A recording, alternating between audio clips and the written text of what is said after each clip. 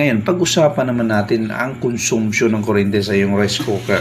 Lalo na pag halimbawa, 20 minutes mo lang itong ginagamit araw-araw.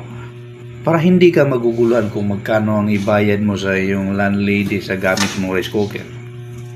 Ganito lang yun. Tingnan mo lang sa likod ng isang rice cooker. May makikita ka dyan kung ilang watts ang iyong gamit na rice cooker. So sa sample video natin ay meron na tayong nakikita ang 700 watts na rice cooker.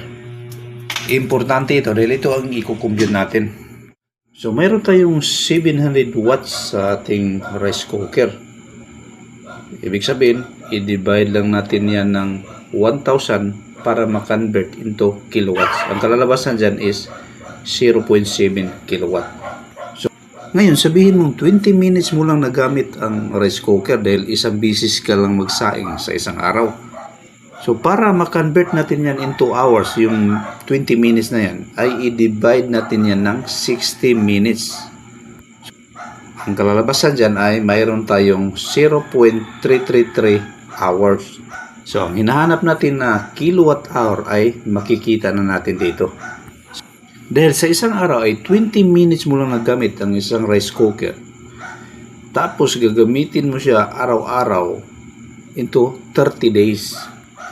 Ngayon, ang mangyayari dito ay itong 0.33 ay i-multiply natin to into 30 days para makuha natin ang pinaka-konsumo niya sa loob ng isang buwan. Sa 20 minutes na gamit every day,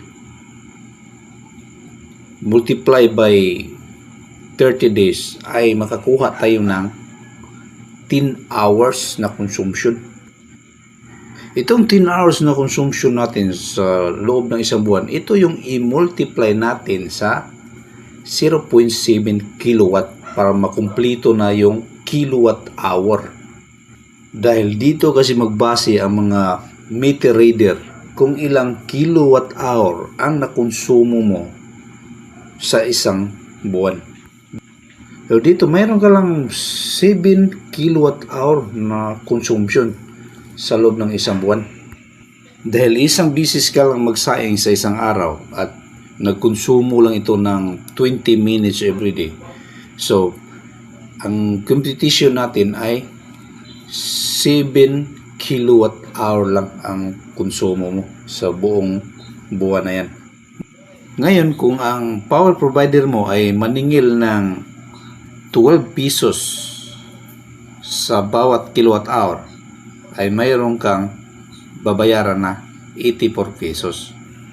Pero kung mas mababa, halimbawa 10 pesos, multiply mo lang ang 7 times 10 pesos. So, 70 pesos lang bayaran mo. Pero kung mas mataas, 15 pesos, i-multiply mo lang 7 times 15 is equivalent to 105 pesos. Ginawa ko itong video ito ay para ito sa mga room owners or renter